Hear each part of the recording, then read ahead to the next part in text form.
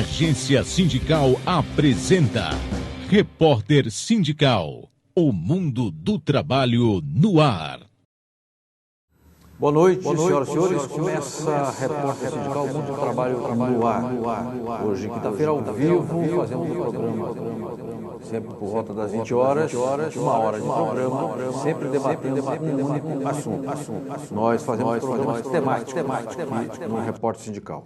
E o tema deste mês é sindicalismo e economia. Já tivemos aqui presentes o Silvestre Prado, coordenador de Relações Sindicais do DIEESE, o Pedro Afonso Gomes, presidente do Sindicato dos Economistas, e o Eduardo, economista da UGT. De modo que nós estamos detalhando, né, esse tema, sindicalismo e economia. Hoje nós temos um convidado que ele tem um perfil interessante, porque ele é trabalhador, ele é dirigente sindical, ele é metalúrgico e já presidiu o DIEESE e hoje integra a sua diretoria. Portanto, ele vivencia esse tema, sindicalismo e economia, de duas formas. Primeiro, enquanto dirigente sindical de uma categoria importante, que são os metalúrgicos de Guarulhos. E segundo, enquanto diretor do DIEESE. É o Josinaldo José de Barros, Cabeça. Tudo bem, Cabeça? Obrigado por ter vindo. Olá, João. Obrigado você pela oportunidade aqui e boa noite a todos os telespectadores aí do programa. Muito bem, temos aqui conosco, sempre simpática e sorridente, a Ariane Soares, que cuida aqui das perguntas e dos encaminhamentos da participação dos telespectadores e dos internautas. Tudo bem, Ariane? Tudo jóia. Boa noite, Franzinho. Boa noite, Cabeça. E boa noite a você, internauta, que nos acompanha mais uma vez em uma programação do Repórter Sindical. Participe do nosso programa enviando perguntas, sugestões através do e-mail repórter@agenciasindical.com.br ou pelo WhatsApp, que é 011 99737 0067. Repetindo, 99737 0067. Envie pergunta também através do nosso Facebook. Eu quero falar com Cabeça do seguinte: o dirigente sindical ele precisa ser economista enquanto cidadão, porque ele tem que administrar as finanças domésticas, né? Pagar as contas, fazer o planejamento doméstico, etc. E tem que ser economista quando vai ou dirigir a sua entidade, vai cuidar das finanças da entidade, ou fazer as negociações com o patrão. Cabeça, onde você aprendeu mais? Na lida sindical ou no DIEESE? Ou pau a pau? Eu acho que esse conjunto da vida sindical e também das nossas reivindicações que dependem da economia e com a participação do DIEESE, a gente aprende um pouco em cada lugar, João. Certo. É muito importante essa mistura, porque são coisas que um depende do outro, né?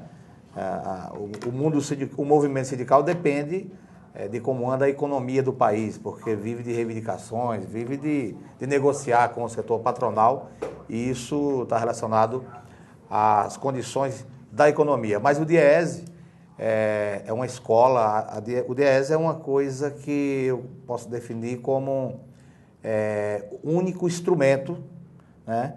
A única ferramenta que realmente abre a mente do sindicalista para as questões econômicas e para melhor representar qualquer categoria, no meu caso, a categoria metalúrgica. O DIEESE é fantástico, ele é único, ele é a melhor ferramenta de formação política para um dirigente sindical. Eu devo muito ao DIEESE, aprendi muito dentro do DIEESE e também na prática do dia a dia do movimento sindical. Ô Cabeça, quando você vai negociar com um patrão, PLR, participação no lucro e resultados, ou uma pauta que os trabalhadores elegem, uma pauta por melhoria na empresa e que vão demandar investimentos e gastos do patrão. O patrão sempre vai fazer a conta de menos, né? Não, gastei muito, a economia está ruim, cancelaram o pedido, mas você tem que fazer a conta de somar, a conta de mais. Quais são os argumentos que se utilizam na negociação com o patronato? O patronato, eles têm os economistas que levantam a tese diferente dos nossos economistas do DIEESE, porque no dia a dia eles também têm seus argumentos de negociação com os seus clientes. Existem várias maneiras deles se defenderem para nos atacar. Eles se defendem nos atacando. Sim. E a nossa virtude é que a gente tem também como medir as condições da empresa dele, né? principalmente através do DIEESE. Sim, que faz a análise de balanço. Que faz uma análise de balanço, que entra e pesquisa a vida da empresa no mercado. Ou o segmento. O segmento que aquela empresa pertence. Então, existem vários subsídios do DIEESE para a gente, para que a gente possa contrapor e até desmentir o empresário naquele momento, se ele estiver realmente mentindo. Então, hoje em dia, é muito fácil. A não ser que seja uma empresa picareta que não divulgue seus balanços, se for uma empresa de médio e grande porte que divulgue seus balanços e seja uma empresa honesta, é muito fácil descobrir se ela está bem, se ela está mal, com dados confiáveis, que o DIEESE puxa para a gente. Então, hoje está mais fácil. Mas usar o argumento de conquistar, de pegar aumento, de buscar conquistas diferenciadas e de levar algo positivo para os trabalhadores, isso depende de um conjunto da unidade também da base. Se a base não estiver sintonizada com o sindicato e não estiver consciente de que é possível descobrir a forma da negociação, a gente está ferrado. Agora, cabeça, o Sindicato dos Metalúrgicos de Guarulhos tem uma subseção do DIEESE. E tem lá um economista, atualmente é o Rodolfo Viana, aliás, excelente economista, uma pessoa muito fácil de relacionamento, muito rápido. Um abraço para o Rodolfo, para todo o corpo técnico do DIEESE, na pessoa do Clemente. Bacana. E a gente demanda, faz perguntas, o Rodolfo, ele não demora para dar respostas. Então eu queria saber em que medida que é um pronto-socorro, né? O sindicalista é um pronto-socorro ali, porque a demanda já é atendida rapidamente. Como é que é? O que a subseção do DIEESE propicia a você, Josinaldo José de Barros, vice-presidente do sindicato, cabeça, funcionário da Maxion, antiga Borlém? A subseção do DIEESE é como um médico de plantão no hospital. Certo. Né? Imagina um hospital sem plantonista, sem um médico plantonista. Então, não é todos os sindicatos, claro, que têm condições de ter uma subseção do DIEESE, porque é a exclusividade de um economista, de uma pessoa técnica para assessorar o sindicato instantaneamente, né, nos momentos das negociações individuais, empresa por empresa. É o caso da subseção do Metalúrgico de Guarulhos, que é o Rodolfo, que representa o DIEESE, fica fixo dentro do prédio do sindicato. Não é uma coisa barata de manter, mas é essencial, porque a assessoria ela é instantânea, ela é no ato que o sindicalista precisa para ir em qualquer empresa e já com os dados daquela empresa na mão, o Rodolfo puxa automaticamente, muito rápido. Perfeito. Nós estamos aqui no Repórter Sindical tratando de sindicalismo e economia, que é o quarto programa temático que a gente faz a respeito desse assunto. E hoje estamos com o Josinaldo José de Barros, o cabeça, vice-presidente do Sindicato Metalúrgico de Guarulhos Região, foi presidente do DIEESE e hoje é seu diretor. Cabeça, evidentemente, quando o sindicato marca uma negociação com uma empresa, ou no sindicato, ou na empresa, ou no escritório de advocacia, ou na sede patronal, há uma respeitabilidade. Hoje já tem uma certa maturidade e as negociações elas são balizadas, não é mais Casa Grande Senzala, há um certo respeito do patronato em relação aos dirigentes. Mas você vai negociar numa fábrica pequena ou média e chega com um técnico do DIEESE, um economista, você percebe muda o tratamento do patrão ou ele diz, puxa vida, eu vou ter que ser mais preciso nos dados aqui, senão eu vou ser desmentido? Não tenha dúvida que quando você vai com um economista para a mesa de negociação, o patrão respeita, né? Porque sabe que ali já tem uma assessoria técnica e o DIEESE é respeitado, né? O DIEESE é muito respeitado no Brasil inteiro. E o patrão que ele é bem informado, além de bem informado, ele é formado, ele sabe a competência técnica do DIEESE, né? Dentro de todos os dados econômicos dentro do nosso país, porque o DIEESE divulga a PED, que é a Pesquisa de Emprego e Desemprego, divulga a Pesquisa de Cesta Básica do governo federal, divulga todos os dados que interessam para a classe trabalhadora e também, principalmente, para algumas divulgações que o governo usa, é o DIEESE que faz a pesquisa. Né? Então o DIEESE é respeitado. Agora, tem muitos empresários e muitos trabalhadores, e eu posso garantir para você que mais da metade da sociedade não sabe o que é DIEESE. Sim.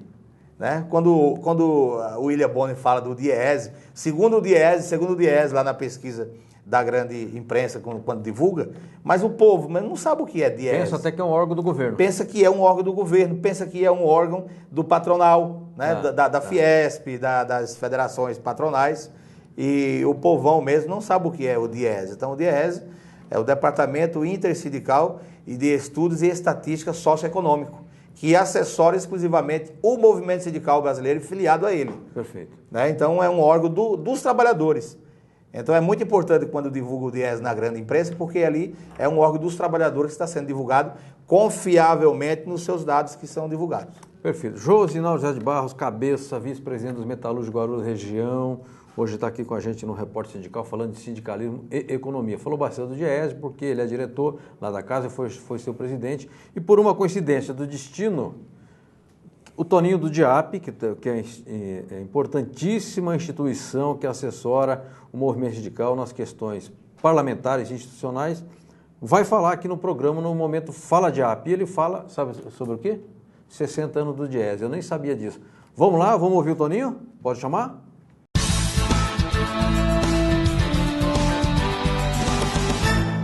Como diretor de documentação do DIAP, tive a oportunidade, nesta terça-feira, de participar de uma importante audiência pública na Comissão de Direitos Humanos e Legislação Participativa do Senado Federal, numa oportunidade em que se homenageou os 60 anos do DIEESE.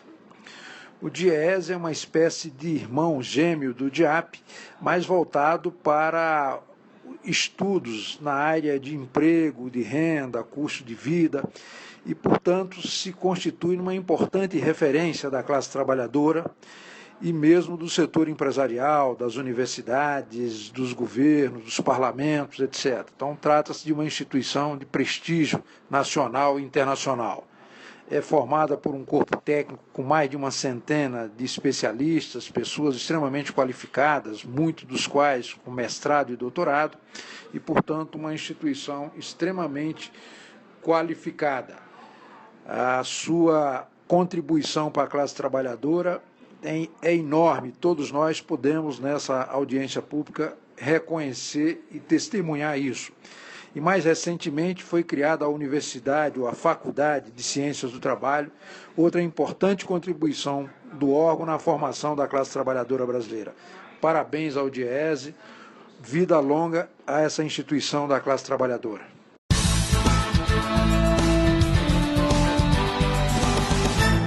Muito bem, voltamos com o Repórter Sindical Mundo do Trabalho no Ar. Ali falou o Toninho, Antônio Augusto de Queiroz, diretor de documentação do DIAP, jornalista, escritor, consultor para assuntos parlamentares, pessoa muito séria, muito correta, e falou do DIEESE, falou bem e falou a verdade. Nós vamos seguir com o programa, hoje com o cabeça Josinaldo José de Barros, dirigente metalúrgico de Guarulhos, também diretor do DIEESE, e é diretor da Agende, Agência de Desenvolvimento de Guarulhos, dirigente partidário e líder comunitário. Daqui a pouco o Cabeça vai falar um pouco a respeito do que é a Agende, porque agora eu vou pedir que a Ariane Soares coloque uma pergunta de um participante do nosso Repórter Sindical. Vamos lá? Vamos. Hoje nos enviou uma pergunta Rodolfo Viana, já que falamos sobre ele. Vamos logo iniciar com a pergunta. Ele ainda fala dos 60 anos também do DIEESE. Recentemente o DIEESE completou 60 anos. Você acredita que ele terá mais 60 pela frente? Mesmo com as mudanças e transformações, ele pode ser ainda uma entidade necessária daqui a 60 anos? Eu tenho certeza que o DIEESE terá muito mais de 60 anos pela frente. Agora, é importante também trabalhar na conscientização política da classe trabalhadora para poder valorizar o DIEESE e manter o DIEESE. Porque o que ocorre hoje no Brasil é que a gente percebe que a classe trabalhadora está sendo despolitizada. E aí vai dando menos importância, menos atenção para aquelas entidades que é ligada à classe trabalhadora, porque é o papel do capital desmobilizar, é o papel do capital desvincular qualquer tipo de informação técnica para os trabalhadores, para não valorizar as negociações e nem as entidades sindicais. Eu acredito muito na vida longa do DIEESE, porém, né, se não tiver um trabalho efetivo do movimento sindical, de grande filiação do movimento sindical e de orientação e de conscientização política da classe trabalhadora, o DIEESE pode ter uma vida longa, mas com muito mais dificuldade do que já está vivendo hoje, porque precisa de manter. Né? Tem um corpo técnico que precisa manter, e isso custa caro, e as entidades precisam se filiar ao DIEESE e divulgar isso em suas categorias. Perfeito. Eu queria mostrar um trabalho feito por ocasião dos 50 anos de aniversário do Sindicato dos Metalúrgicos de Guarulhos Região, pelo DIEESE. Um trabalho importantíssimo, uma pesquisa, um perfil da categoria. Foram ouvidos, para vocês terem uma ideia, 2.088 trabalhadores em 4 municípios: Guarulhos, Arujá, Mariporã, Santa Isabel. E aqui é o perfil nasceu do relato dos próprios trabalhadores. Salário, jornada, condições de trabalho, condições socioeconômicas, como é que é o padrão de vida, a média salarial, a questão dos acidentes, um trabalho espetacular e que só se faz isso com 3 condições: tendo equipe, tendo equipamento e tendo compromisso. Então, o DIEESE e o sindicato preenchem os 3 requisitos, por isso fizeram esse belíssimo trabalho. Ô Cabeça, eu vejo que você aqui integra a AGENDE, que é a Agência de Desenvolvimento de Guarulhos. Guarulhos, para quem não sabe, está na internet, às vezes não tem dimensão, está distante daqui da metrópole. Guarulhos é a 2ª maior cidade do estado de São Paulo e tem cerca de 1.400.000 habitantes, portanto é a 8ª ou 9ª economia do país em termos de município, está na frente de muitíssimas capitais. A AGENDE discute o desenvolvimento de Guarulhos. Sim. A AGENDE é eclética e eu te pergunto, o que objetivamente você tem encaminhado no sentido do desenvolvimento da cidade? A AGENDE, ela é uma instituição que faz estudos também, parecida com o DIEESE também, muitas vezes muito ligado também à economia, ao mundo do trabalho, pesquisas que divulgam a economia em modo geral, mas especificamente na cidade de Guarulhos ela trabalha muito na necessidade, estudos que comprovam a necessidade da cidade de Guarulhos a desenvolver projetos de desenvolvimento urbano, de logística, de infraestrutura, do que precisa na formação dos trabalhadores, que isso é encaminhamento do sindicato. Sim. Né? Já tem um estudo dentro do DIEESE do que a cidade precisa fazer para poder qualificar os trabalhadores da mão de obra ativa na cidade, né? Não é só o nosso setor metalúrgico, mas sim todos os setores, porque não adianta você ter uma agência de desenvolvimento que vai desenvolver projetos para as empresas incubadoras de pequenas e médias empresas na cidade, que a AGENDE desenvolve para ajudar o pequeno empresário que não tem uma assessoria técnica, que não tem um advogado para orientar, que não tem um economista para orientar, que não tem um engenheiro para poder desenvolver projetos para aquela pequena empresa. Então a AGENDE tem uma incubadora onde esses pequenos empresários da cidade podem se filiar e ali participar de desenvolvimento de projetos coletivos que podem ser distribuídos para toda a cadeia de pequenos empresários da cidade. Agora, do ponto de vista sindical, a nossa participação lá é justamente colocar algumas posições que favoreça os trabalhadores. Tá. Né? Para não ficar só uma coisa unilateral e patronal. Para não ficar só desenvolvendo coisas que interessem para as empresas. Tem que ter coisas que interessem para os trabalhadores. E uma dessas coisas é o investimento em escola técnica na nossa cidade. Guarulhos é a 2ª cidade mais industrializada do estado. Ela é a 8ª economia, contando com todas as capitais. Ela ganha de 17 capital. Então, a pujança de Guarulhos é a indústria. E nós não temos escola técnica para formar gratuitamente os trabalhadores. Né? Então, a gente bate muito em cima disso, reivindica muito isso. E a AGENDE nos apoia nessa questão aí, porque tem que ter uma parceria público-privada. Sim. Tem que ter esforço do setor público, tem que ter esforço do setor privado através do CIESP, através do SENAI, através da Fiesp, das entidades empresariais, né? E também do movimento sindical, para poder ver se consegue desenvolver os trabalhadores através de escola técnica gratuita. Agora, Cabeça, uma coisa é você vai falar num fórum de empresários, outra coisa é o empresariado ouvir e fazer os encaminhamentos dos seus pleitos.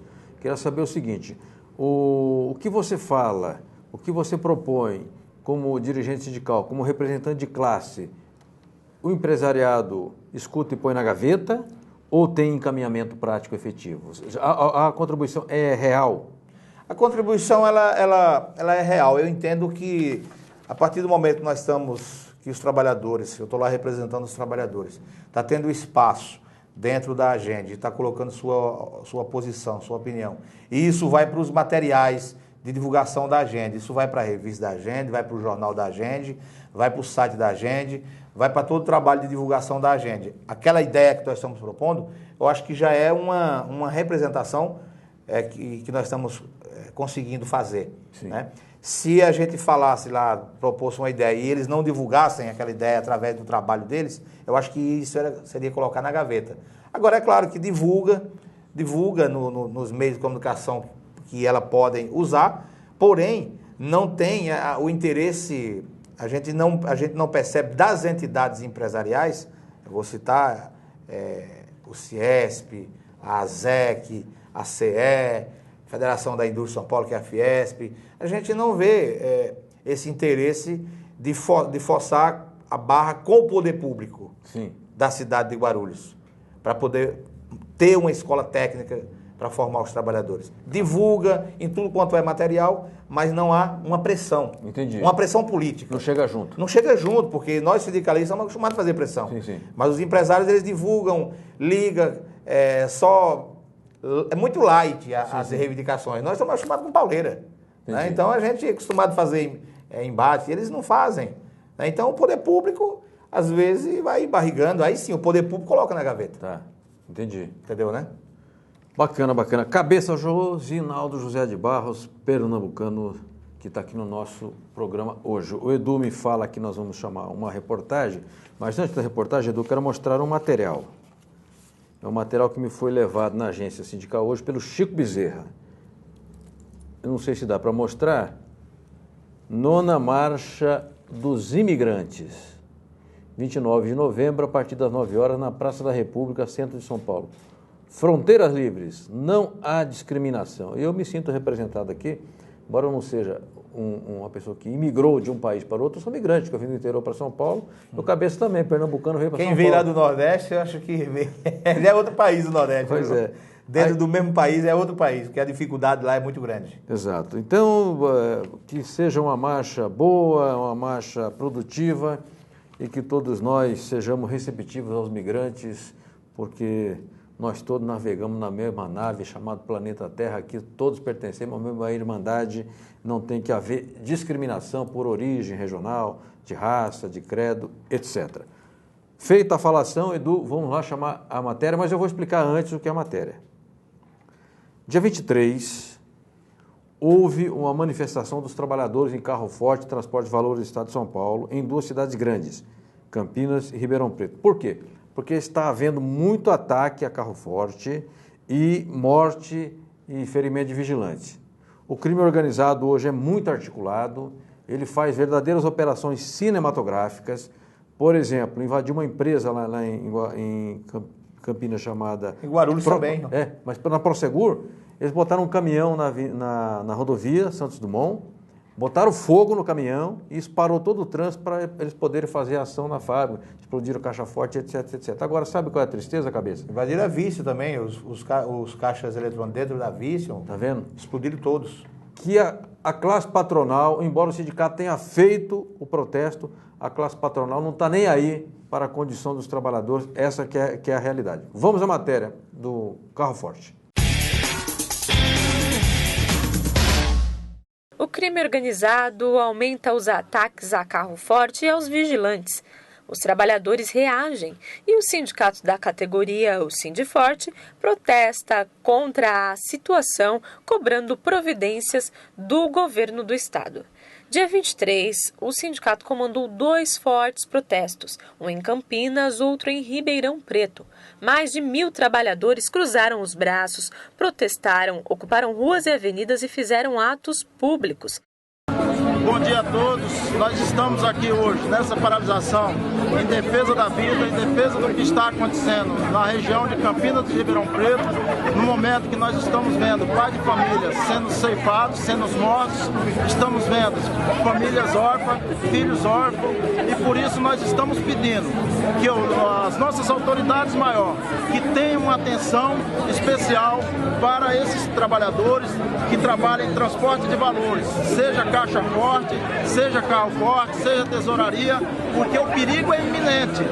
João Passos, que é presidente do sindicato, adverte: se não houver segurança, a categoria fará protesto estadual. Se ainda assim não resolver, a manifestação será nacional. É mais segurança para todos os trabalhadores, mudança na lei 7.102, que o trabalhador possa ter um armamento melhor que tem hoje.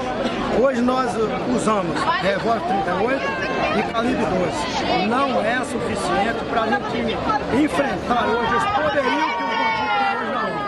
Queremos segurança de imediato e mudança na lei 7.102. Doronido! É isso aí, pessoal! Vamos lá! Muito bem, voltamos com o repórter sindical Mundo do Trabalho no Ar. Vocês acabaram de assistir a uma reportagem feita no calor, né, da luta, e estava um dia chuvoso e muita zoeira aí de carro de som e gente falando. Tinha uma mulherada enorme, as mulheres pararam lá, estava uma gritaria desgraçada. Mas o importante é fazer o registro e mostrar a ação sindical, o dirigente dando seu recado e expondo aí a luta justa daqueles trabalhadores. Nós vamos agora pedir licença ao cabeça um instantinho, Josinaldo José de Barros, para mais uma pergunta de um internauta, um telespectador, com a nossa Ariane Soares. Vamos lá, Ariane? Vamos. Hoje, mais outra pessoa nos mandou uma pergunta aqui por e-mail. É o diretor dos Sindicatos Metalúrgicos de São Paulo, o Adriano Lateri. Não sei se você conhece. Ele fez uma justificativa para entrar na pergunta. Então, é um pouquinho longo, mas dá para entender. A Câmara dos Deputados instalou, com a presença de representantes das 8 centrais sindicais, comissão a fim de elaborar um projeto de lei que resolva sobre a regulamentação das contribuições ao sindicato. Atualmente, 22 propostas sobre o assunto tramitam no governo, propostas que eliminam a contribuição sindical e retiram direitos trabalhistas já previstos na Constituição. Companheiro Josinaldo, o que você acha desse debate, principalmente a respeito da transparência no movimento sindical? E ainda, o que você acha dos sindicatos que não têm representatividade nos locais de trabalho? Eles deveriam receber a contribuição dos trabalhadores? Não, eu acho que esse debate é um debate importante. O movimento sindical precisa participar desse debate, porque as entidades sindicais que têm compromisso com as suas categorias e que trabalham e que vão para a base, eles vão poder sobreviver dentro do novo modelo que pode ser aprovado, porque eu acho louvável aprovar as contribuições em assembleia com a participação dos trabalhadores, porque a gente sabe muito bem que tem muitos sindicatos que não fazem assembleia nem de prestação de conta para a sua categoria, que não vai para a base representar a sua categoria. Então o mundo está mudando e a gente sabe que os trabalhadores têm que estar preparados para dialogar e debater coisas que possam representá-los com consistência, com confiabilidade, realmente com representação política no local de trabalho. Isso é muito importante. Eu acho que nós temos um caminho longo para percorrer, para chegar num consenso, porque isso tem a participação de todas as centrais, mas os sindicatos têm um papel fundamental participando, enviando dirigentes que tenham a competência de discutir o tema e poder também apresentar propostas. Eu acho que essas audiências públicas que está tendo é um exemplo que é necessário a participação do movimento, mas não tem outro caminho se a gente não for para o diálogo e não achar alternativa. Desses 22 projetos, eu acredito que seja enxugado e aprovado né, que seja viável para o movimento sindical. Precisamos aprovar, né, esse projeto do custeio sindical. É muito importante, precisamos disso. Agora, é preciso que esse novo custeio tenha a participação e mais clareza das entidades sindicais também, de algumas que a gente conhece que fica aumentando o tempo de mandato, em vez de manter no máximo 4 anos, que é o que acontece no poder público, né? 4 anos. Tem dirigente aí abrindo estatuto, fazendo mandato de 5 anos, de 6 anos, de 8 anos, e isso é uma vergonha, né? Porque os trabalhadores... Isso não é democrático. Isso tira a legitimidade dos trabalhadores se opor a um trabalho que o sindicato possa estar realizando. Então, eu acho que aquele sindicato que faz eleição regulamento a cada 4 anos, faz assembleia de prestação de conta, vai para a base buscar melhores acordos e melhores condições de vida, tentar melhorar o salário dos trabalhadores, e que os trabalhadores reconhecem esse sindicato tem que sobreviver, porque as entidades patronais têm arrecadação bilionárias, né, que é o caso do Sistema S, Fiesp, e todas essas entidades que representam o empresariado, eles têm uma arrecadação bilionária. E a arrecadação dos trabalhadores é infinitamente é bem pequeno em relação das entidades patronal. E se o movimento sindical não estiver atento, vai perder e muito. Então, acho que a pergunta dele é pertinente e nós temos que estar junto aí, Guarulhos está junto com a força sindical dentro desse debate. Muito bem, eu quero dizer que o custeio significa normatizar os recursos que entram para as entidades sindicais. Tem uma normatização por meio de lei, porque a Constituição assegurou a chamada taxa negocial confederativa, na verdade, e isso acabou não se viabilizando na prática. Há uma resistência do Congresso, que é muito conservador, e de setores patronais. Agora, o movimento sindical, ele não recebe de governo, ele não recebe de patrão, ele recebe da base, e ele precisa ter isso regulamentado para que os trabalhadores possam contribuir com a entidade. E discutir custeio tem tudo a ver com sindicalismo e economia, que é o tema de hoje. Eu quero... tem mais alguma pergunta, Ariane? Quer que te passe já? Ou posso tocar o programa? Se quiser, eu faço agora. Ok. Pode ser? Antes de você fazer a sua pergunta, quero deixar uma pergunta para o Cabeça dentro do tema sindicalismo e economia. Cabeça, os sindicatos metalúrgicos Guarulhos tem lá 24, 30 de diretores, não me lembro quanto. 24. 24 diretores. Tem sindicato tem 18, tem sindicato tem 60, depende do tamanho do sindicato, da sua conformação. Você vai responder depois da outra pergunta, como é que se leva conhecimento de economia, conhecimento técnico, teórico e prático para sindicalistas, para diretoras e diretores de base, ok? Posso responder? Não, daqui a pouco você responde. Okay. Agora vai entrar a pergunta da nossa Ariane Soares, pode ser? Tem uma pergunta aqui de Cláudio Bittencourt, que ele enviou agora para a gente, é comerciante de Florianópolis. O sindicalista acredita que a indústria nacional vai recuperar sua produção num curto espaço de tempo? Não, eu não acredito que recupere num curto espaço, porque precisa mudar a política econômica. Enquanto o governo estiver aumentando as taxas de juros para os empresários, os rentistas, está aplicando dinheiro no sistema financeiro, vai estar quebrando a indústria. A gente vive um processo de desindustrialização muito grande, porque é muito interessante pegar o dinheiro e investir no banco, botar para correr o juro, do que na produção. Isso vai empobrecendo a nação, vai gerando desemprego. Então, isso vem ocorrendo já há 20 anos, há mais de 20 anos no nosso país. Há 20 anos, o PIB, a indústria representava 27%. do PIB. Hoje está em 11%. E a tendência é cair. E isso vai empobrecendo o país, porque o que desenvolve o país é a indústria. É onde vai agregar a melhor mão de obra, a mais qualificada e a bem paga. Então, o trabalhador ganha bem para gastar no mercado, no comércio. Né? Então, eu não acredito em uma recuperação rápida. Eu acredito numa recuperação da economia, no geral, no modo geral. Mas, especificamente da indústria, tem que mudar não só a taxas de juros, baixar, mas tem que ter linhas de crédito do BNDES para a indústria nacional, não para as multinacionais. Nós temos uma contradição muito grande no nosso país, João. O BNDES deveria ser exclusivo da indústria nacional, porque as multinacionais, que já vêm com muito dinheiro, com capital para investir aqui, elas já vão ter um retorno da produção delas, já vão ter um lucro daquilo que elas vão produzir, porque a mão de obra aqui é mais barata do que nos seus países de origem, da Alemanha, a mão de obra é mais cara, Estados Unidos, todos os países envolvidos, eles vêm para cá, ganham dinheiro já em cima de todas as condições de trabalho que eles colocam aqui. Né? Então o BNDES tem que virar o saco lá no BNDES. O crédito ser para os 70% que mais gera emprego, que é o pequeno empresário. 70% do emprego é do pequeno e médio empresário. Esses não têm linhas de crédito específicas. Agora, com essas taxas de juros também que o governo vem colocando, impossível a indústria nacional sobreviver. Perfeito. Bem respondido pelo Cabeça e bem situado também do ponto de vista político. Eu me lembro que nos anos 70 havia uma febre, havia uma forte expansão da base industrial, sobretudo das multinacionais. Eu vivi em Americana e lá naquela cidade, que o município é muito pequeno, a Goodyear ganhou 120 alqueires de terra.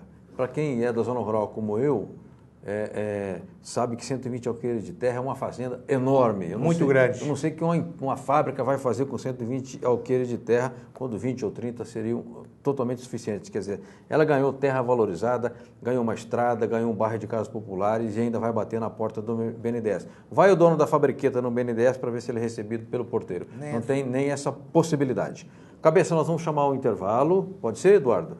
E daqui a pouco nós retomamos com Josinaldo José de Barros, para falar sobre economia e sindicalismo e economia. Voltamos já já.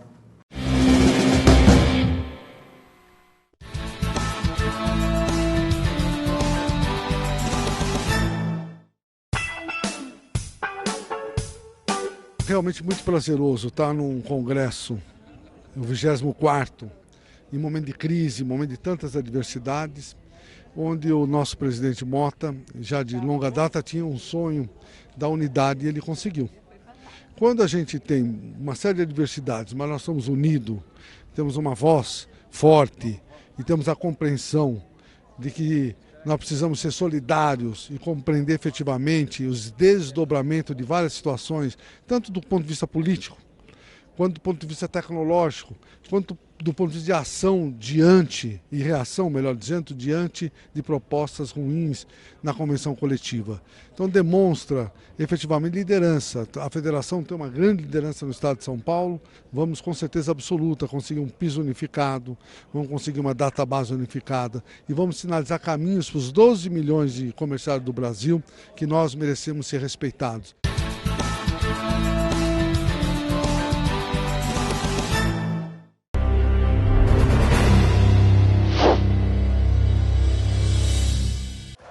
Olha, nós estamos programando mensalmente o fórum de debate a nível de Estado e convocando todos os sindicalistas, todas as centrais, todos os partidos, para que a gente possamos discutir a conjuntura a nível nacional, principalmente o problema político e sindical.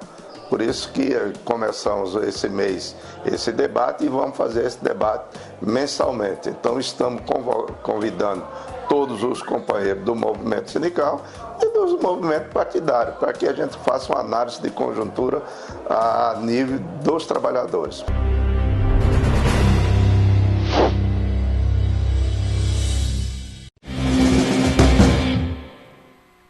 Muito bem, voltamos com o repórter sindical Mundo do Trabalho no Ar, discutindo sindicalismo e economia. Como já dissemos, nós fazemos blocos, né? 4 blocos ou 5 blocos temáticos. Já falamos de sindicalismo e política, sindicalismo e democracia, sindicalismo e memória e agora estamos tratando de sindicalismo e economia com o nosso convidado, Josinaldo José de Barros, cabeça, vice-presidente dos Metalúrgicos de Guarulhos Região e diretor do Diese. Ela já presidiu o Diese. Cabeça, eu havia perguntado o seguinte, como é que leva conhecimento econômico para os dirigentes sindicais, para uma diretoria? Através de curso, através de seminário? Esse povo tem que participar de debate, tem que ler livros, tem que ler jornal de economia, ler o Valor Econômico, ler as colunas especializadas. Como é que faz? São várias coisas, não é uma coisa só. Tem que estar bem informado, tem que ler bastante, lógico. Além de estar acompanhando, ter conhecimentos gerais e ler, eu não vejo uma outra forma de qualificar o dirigente sem cursos, sem fazer cursos. Sem fazer curso para preparar o dirigente. E para preparar um dirigente sindical, eu não conheço ninguém melhor que o Diese. Tá. Né? Eu defendo muito o Diese, não é porque eu faço parte da direção do Diese, é porque o Diese é a única instituição que entende a linguagem da necessidade da classe trabalhadora. Né? Não tem outra instituição que vá preparar um dirigente politicamente, economicamente, fazer essa junção de política, sindical e de economia melhor que o Diese. Eu não conheço. Né? Existem uns aventureiros aí que acham que sabe das coisas e vai querer dar curso para sindicalista, de economia para sindicalista, que sinceramente não vale nada. Mas o Diese tem competência porque é uma instituição que nasceu, né, do idealismo do movimento sindical, dos trabalhadores.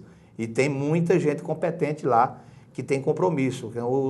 O economista do Diese, ele respira a questão trabalhista. Tá. É diferente de um outro economista que trabalha na Getúlio Vargas, que vem de outra instituição empresarial. É totalmente diferente. Né? Então, cursos do Diese, ler bastante e também fazer intercâmbio com outros sindicatos de outros países, com sindicatos também do Brasil, aqueles sindicatos que têm uma atuação política confiável, que a gente sabe que existe, né? Muitos, e trocar experiência com todo mundo, que eu acho que a gente vive, todo dia a gente aprende um pouquinho, né? Com os sindicalistas que já têm muita bagagem, centrais que investem maciçamente em qualificação. A Força Sindical agora tem a Secretaria de Formação Sindical, que é o companheiro Pereira, que é o secretário de Formação. Recentemente nós fomos para Cuba fazer um intercâmbio, por mais que as pessoas achem que Cuba não tem movimento sindical, mas eu acho que tem o que aprender também em Cuba, porque não é só a questão sindical, existe uma questão cultural, educacional, que eleva a qualificação do dirigente. Eu acho que foi importante isso. Então, acho que é um conjunto de coisas, João, que prepara um dirigente sindical para que ele possa ter conhecimento econômico e discutir nas mesas de negociação, mas sem esquecer que o Diese é o melhor. Eu não vou perder a oportunidade, o jornalista levantou a bola, tem que bater, né? É inédito o que você vai falar aqui a respeito de Cuba. Você compôs uma delegação de 18 sindicalistas brasileiros, esses 18 foram lá fazer um curso de formação em Cuba. Vocês aprenderam alguma coisa de economia ou ficou mais assim na formação política? Ou foi um pouco de tudo? Foi um pouco de tudo, foi um pouco de experiência de como vive aquele povo. Por mais que a gente critique a situação econômica de Cuba, que realmente é delicada, né? Que a economia, o problema deles é realmente a economia, que não desenvolve por causa do embargo, mas aquele povo é muito educado, é um povo que tem educação de boa qualidade, é um povo que tem saúde de boa qualidade, é um povo que tem investimento no esporte de boa qualidade, porque nesses 3 itens Cuba se desenvolve muito, muito bem, né? Saúde, educação e esporte, que eles disputam aí tudo e sempre lideram. E agora o que precisa realmente é uma abertura comercial, é uma abertura para poder o povo cubano se desenvolver através de infraestrutura da economia, do PIB. Eles precisam de crescer. Tá. Né? E a gente percebe que eles estão apoiando a abertura da economia, a abertura, o fim do embargo. Né? Eles estão apoiando muito isso. E uma coisa que é fundamental, em Cuba não tem analfabeto. Né? Você vai discutir, por mais que eles sejam controlados ainda pelo Estado, eles têm conhecimento do que é política. Eles podem até não expor todas as suas ideias, porque o regime ainda é realmente fechado, não vou mentir aqui. Mas a China é socialista. Sim. Quem segura a China? Quem é que vai segurar a China? Pois é. Né? Então, Cuba não deu tão certo, mas a China deu e vai dar certo. Já deu certo. Uma empresa, para se instalar na China, o governo fala, olha, metade é do governo chinês. Tá. Metade do seu dinheiro que você colocar aqui é do povo chinês. Ou seja, 50% daquela empresa que vai se instalar na China já é do controle do governo. Tá. E está cheio de empresa lá. Né? Tem empresa americana, tem empresa europeia, brasileira. Tem empresa brasileira na China, e é isso que Cuba vai fazer. Tá. A gente conversando lá com esse sindicalista lá e com algumas pessoas de lá, professores, eles falaram, não, a gente quer imitar agora a China. A abertura comercial, aqui a gente vai colocar o modelo chinês. Sim. Né? Então, acho que isso é importante, essa situação. Porque o povo vão ter oportunidade de trabalhar em outro segmento, porque lá só tem o tabaco e o turismo.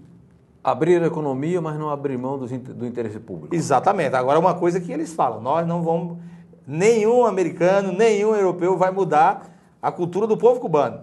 Nós não vai mudar a nossa história, não vai mudar os nossos costumes e não vai bitolar a gente ao império, não vai. Bacana. Eu acho que isso é importante. Você percebeu que há essa consciência? Há essa consciência. Isso é firme? Isso é firme, isso é muito firme. Eu acho assim, que a importância que eles estão dando para a abertura comercial, mas eles falam, não, a gente sabe o que a gente precisa e a gente sabe o que os americanos querem. Então nós vamos dividir o meio do caminho que seja viável para a gente e que não espante o capital.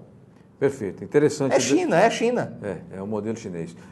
Interessante o depoimento do Cabeça, aliás, inédito aqui no Repórter Sindical. Eu havia conversado com o Pereira, o presidente José Pereira, que lá esteve, tinha me dado um relato interessante e me falou uma coisa bacana. Ele disse assim, olha, eles perderam muita coisa lá, que tem pobreza e tal, mas não perderam a essência. Jamais.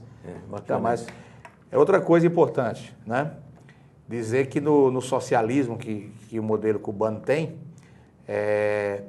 muita pobreza, mas a pobreza ela é geral. Todo mundo é pobre? Lá, todo mundo é pobre. Mas todo mundo é pobre que tem uma casa para morar Eu não vi ninguém morando debaixo do viaduto, com famílias, com crianças. Eu não vi ninguém morando em casa coberta com papelão e madeira na lateral. As casas, por fraquinho que seja, é de alvenaria, né? Eu não vi ninguém morrendo em fila do hospital. Pelo contrário, eu visitei a unidade básica de saúde lá. E qualquer tipo de cirurgia pode ser do cérebro. Aliás, a professora que estava dando o curso para a gente lá, fazia 60 dias que ela tinha feito uma cirurgia no cérebro, deu derrame nela. E ela fez gratuitamente o remédio distribuído pelos laboratórios do governo. Então, tudo lá é de graça. O cara ficou doente, tem o tratamento e tem o medicamento. Eu fui em uma escola primária lá. A escola nova, novinha, carteira nova, tudo novo. Se tem uma coisa que eles dão atenção é para a educação. Os alunos tudo uniformizado, aula de teatro, toda a estrutura que realmente precisa para formar um cidadão, na escola tinha. Então, aquilo ali é fundamental. Não tem analfabeto. É bom lembrar isso. Cuba não existe analfabeto. Então, a hora que acabar com o embargo e entrar realmente a oportunidade do capital entrar lá, mas com regras igual na China, não vão enganar aquele povo, porque o povo não é analfabeto. Beleza. Nós tá cheio de trabalhador analfabeto aí que não tem condições de sentar numa mesa para discutir nada com patrão nenhum. Quero ver patrão ir para lá e enganar eles. Bacana. Excelente depoimento do Cabeça aqui no Repórter Sindical. Viva Fidel, né? Eu tenho grande admiração pelo Fidel Castro. Eu acho um homem brilhante, um sujeito genial, corajoso, audacioso. Eu posso falar mais uma coisa de Cuba? Pode. Eu visitei uma fábrica de charuto com 650 empregados. Todo mundo trabalhando de camiseta e regata. Fala que ele é do chicote, da ditadura? Tudo mentira. Existe um controle do Estado em cima de tudo que é produzido. Mas a liberdade do povo trabalhar é uma liberdade que aqui não existe. O povo trabalhando de camiseta regata, música, ambiente, né? Quando os brasileiros entrou dentro da fábrica, aumentaram o som e pediram para botar um CD de samba que uns colegas lá levaram, fumando charuto em horário de trabalho, ou seja, o charuto que eles fabricam para vender para o mundo inteiro, eles também experimentam. Tá. Porque eles têm o direito. A hora que quiser acender um charuto, é só pegar lá e acender no horário de trabalho. Não tem horário, tem que ser 7 horas da manhã, tem que estar lá. Ele pode entrar 8, ele só não pode deixar de ir trabalhar. Certo. Ele pode sair 1 hora mais cedo, desde que ele dê aquela produção combinada lá, 100 charutos, não importa como você vai produzir aqueles 100 charutos durante o dia. Se você vai querer trabalhar sem o horário de almoço para sair mais cedo, se você quer produzir 120 para amanhã você entrar mais tarde, há uma liberdade. Né? Ventiladores, um ambiente de trabalho bem apropriado para as condições humanas, né? E eu não vi nenhum estresse. O povo com muita liberdade na linha de produção. Aquilo ali é fantástico. A gente percebe que o povo é pobre, mas o povo tem uma liberdade no local de trabalho. Sim. Aqui não, aqui o encarregado fica controlando o relógio na hora que o cara vai no banheiro. Se passar mais que 5 minutos, assina uma advertência. Perfeito. Então, é muita coisa que a gente precisa saber. Nós ficaríamos aqui 1 hora, 2, 3 horas, você contando. Aliás, vamos fazer um programa um dia específico sobre essa ida a Cuba, porque eu nunca fui a Cuba, eu não conheço como é que é lá, eu também tenho muita curiosidade. O jornalista já é naturalmente curioso e eu ficaria ainda mais curioso agora com esse relato seu. Eu quero dizer que tem uma pergunta da Ariane, podemos encaminhar, Ariane Soares? Podemos. O nosso amigo jornalista Robson Gil Gazola, que sempre participa, enviou uma pergunta e ele quer saber o que você acha do plano de proteção ao emprego, se ele contribui para a recuperação da nossa economia e se de fato ele preserva o emprego. O PPE é bom, porém o número que foi designado de 50 mil trabalhadores no Brasil é muito pouco. É muito pouco. Você pega só os metalúrgicos no estado de São Paulo ligados à força sindical, é 700 mil. Só os metalúrgicos ligados à força sindical. E o PPE limitou a 50 mil vagas para poder negociar esse modelo. O modelo é bom, porém o número que é muito reduzido. Se fosse 50 mil por cada categoria existente, aí tudo bem. Então ele é falho, ele é muito burocrático. O modelo precisa ser aperfeiçoado também. Ele é muito burocrático. A empresa não pode estar devendo nada para poder fazer o PPE. E em crise, qual empresa pequena, empresa nacional, empresa brasileira que não está devendo? Todas as empresas pequenas estão devendo. pequena e média estão devendo. Só não está devendo as multinacionais, porque tem o BNDES para emprestar dinheiro a preço de banana para eles e matando as pequenas, que são empresas nacionais. Eu sou totalmente contra essa política de prestar dinheiro para a multinacional e deixar a pequena brasileira morrer, né, que é o dinheiro do povo brasileiro para matar a empresa pequena e manter as grandes sempre grandes. Né? Então o PPE é falho. Ele é bom assim, a ideia é boa, a proteção do emprego. Porém, a quantidade de pessoas que vai ser beneficiada é muito pouco no Brasil inteiro. Muito pouco. Perfeito. Josinaldo José de Barros Cabeça, respondendo aqui a pergunta do nosso jornalista e amigo Robson Gil Gazola. Me avisou, Edu. Um abraço para o meu amigo Gazola, que é uma pessoa que eu sempre respeitei pela competência e educação. É verdade. Edu, nós temos aí o arquivo sindical. Antes de colocar o arquivo sindical, avisar o pessoal da técnica, é o seguinte. Eu entrevistei o professor Carlos Lessa, que foi presidente do BNDES. Ele estava num evento dos engenheiros, até ele estava lá de bengala, estava sentindo dor, ele estava até meio enjoado, e eu pensei até que ele não fosse conceder entrevista. Aí eu comecei a conversar com o homem, fizemos mais de meia hora de entrevista e a gente colocou um trechinho aqui dessa matéria do arquivo sindical para a gente poder desfrutar do conhecimento, da sabedoria e do rigor técnico do professor Carlos Lessa. Vamos lá? Arquivo Sindical. A história vivida do sindicalismo brasileiro. Professor Lessa, nós já tivemos grandes brasileiros que pensaram o Brasil. Por exemplo, Celso Furtado. Por exemplo, Darcy Ribeiro. Eu considero que o senhor é um dos pensadores do Brasil. Por que é importante pensar o Brasil e o que é possível realizar a partir do entendimento do nosso país? Olha, a primeira pergunta é de difícil e fácil a resposta. Por que cada um se apaixona pela ideia de Brasil? Eu acho que os caminhos das paixões são variadas. Ora, a verdade é que muitas pessoas são tomadas dessa paixão. Sem a ideia de nação, você não tem a coesão das pessoas. A ideia de nação é poderosíssima, porque todas as vezes que há uma confusão, o mundo como um todo não consegue se unir e enfrentar a questão. Cada um fica entregue às suas próprias forças. Então, pensar o Brasil é pensar como fortalecê-lo para os brasileiros. Não é para que os brasileiros dominem o mundo. É para que os brasileiros não estejam vulneráveis ao que possa acontecer fora. Agora, professor, pelo seu relato muito ilustrativo, o senhor está dizendo que pensar a nação, pensar um projeto para a nação, tem que ser uma coisa que extrapole um grupo de pessoas, de iluminados, tem que ser mais ou menos um movimento abrangente. Como é que é feito isso? Quanto mais as pessoas colocarem o Brasil em pauta, mais o Brasil estará em pauta e mais próximo estaremos de ter um projeto. Porque se, por exemplo, todas as profissões universitárias fizerem o esforço que os sindicatos de engenheiros estão fazendo para a ideia de empurrar o Brasil para frente, a contribuição dos médicos, dos nutricionistas, dos economistas, dos nutrólogos, eu me esqueci, farmacêuticos, é fundamental. Agora, se você juntar isso, professores e enfermeiras, se você colocar isso, oficiais do Exército, se você juntar nesse movimento cabeleireiros, barbeiros e modistas, se você conseguir que todo o povo discuta Brasil, meu Deus, o projeto para o Brasil surge com uma velocidade impressionante. Arquivo Sindical. A história vivida do sindicalismo brasileiro.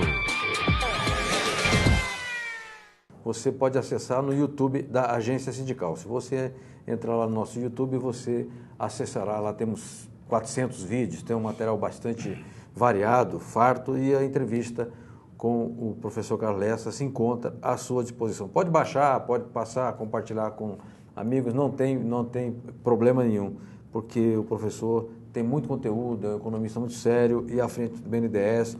Ele tinha um projeto, não de ficar emprestando dinheiro do FAT para a multinacional, viu, Cabeça? Que era justamente de fomentar a indústria nacional. Por falar em indústria nacional, por falar em economia, retomada do desenvolvimento, Você sabe que o DIEESE, as centrais sindicais e agora entidades patronais como o Sindipestas, a Anfávia, a ABIT, o Sindicato da Construção Civil, estão se reunindo para fazer um documento, um manifesto chamado Compromisso com o Desenvolvimento, que vai ser lançado dia 3 no seminário aqui em São Paulo. Eu quero saber o que você pensa disso, porque me parece que no seminário do sindicato, em fevereiro, era dos metalúrgicos, chamava para fortalecimento da indústria, emprego, direito e indústria forte. Quero saber se o sindicato o que acha desse movimento e se vai estar aqui no dia 3. Não, esse movimento é muito importante porque envolve não só as centrais, mas também as entidades empresariais, porque aí vai criar um corpo político forte para poder pressionar o governo e fazer esse documento unitário e pressionar o governo para que possa mudar a política para fortalecer a indústria. Sem indústria, nós não temos nada no país. Então, quanto mais entidades participar, é bom participar, é importante. E Guarulhos vai vir. O Metalúrgico de Guarulhos vai participar, sempre participou, junto com a Força Sindical, e de todos os atos unitários nós participamos. E esse encontro é importante porque envolve entidades de peso, como o Sindipestas, Fiesp, a BIMAC já está junto com a Força Sindical em outros atos que já teve, reivindicando também a retomada do crescimento industrial. Então, acho que quanto mais entidade ligada aos dois lados, ao lado patronal, ao lado dos trabalhadores, estiver discutindo o tema, vai unir forças para pressionar o governo. Importante, muito importante. Tudo bem, obrigado, Cabeça. Nós estamos chegando nos finalmente. O Edu me disse que já estamos aqui correndo dos minutos finais. Eu quero agradecer muitíssimo a você que nos assiste, a você que mandou suas perguntas. Você poderá nos assistir também no TV Agência Sindical, que agora nós temos um hot site chamado TV Agência Sindical. Tá? Tem TV na internet agora. Você está se modernizando bem, a Agência Sindical está bem conceituada. Então, estamos correndo atrás, né, como diz o povo, né? Ligado no movimento. Então, você poderá nos assistir a qualquer tempo, também compartilhar o conteúdo e etc. Eu quero lembrar que no programa anterior, com o Eduardo Rocha, a gente focou, que ele é economista do DIEESE, aliás, foi do DIEESE e hoje é da UGT, a gente ficou mais na seara sindical. Hoje nós não podíamos desperdiçar a oportunidade de ter o Cabeça aqui para falar de sindicalismo, ação sindical e também desse importante curso que fizeram em Cuba. Então a gente abriu um pouco o foco do programa, até fica mais interessante, fica mais dinâmico, não fica samba de uma nota só. Cabeça, muitíssimo obrigado, tá? Volte sempre. E você deu um importante depoimento aqui, sempre lúcido, sempre inteligente, articulado. Obrigado, viu, Cabeça? Obrigado pelo convite, estou à disposição aí, sempre que me convidar eu virei com muito prazer. E um abraço aí para todos que assistem o programa. E só para encerrar aqui, quero, em nome do Pereira e todos os metalúrgicos de Guarulhos, também desejar ao DIEESE, eu vou estar lá, mas já quero falar aqui no seu programa, aproveitar. Dia 4 de dezembro o DIEESE faz 60 anos, eu quero desejar a todo o corpo técnico do DIEESE muita felicidade e que vocês continuem com o compromisso que vocês têm com o DIEESE de poder levar à frente essa entidade que representa e também auxilia tecnicamente todo o movimento sindical brasileiro. Então eu tenho muito orgulho do DIEESE, muitos anos de vida para o DIEESE, João. Beleza, obrigado Edu, obrigado Ariane, obrigado Gisele, obrigado Fabinho, obrigado a todos vocês da técnica que possibilitaram a gente colocar no ar ao vivo este programa. Não é fácil não, viu? Tem muitas dificuldades, apesar da tecnologia, então tem que ter o trabalho humano, é absolutamente imprescindível. Obrigado a todos e a todas, forte abraço, até quinta-feira que vem com o Repórter Sindical. Nós vamos falar agora de sindicalismo e cultura. Então começamos um novo ciclo. Até lá, um abraço.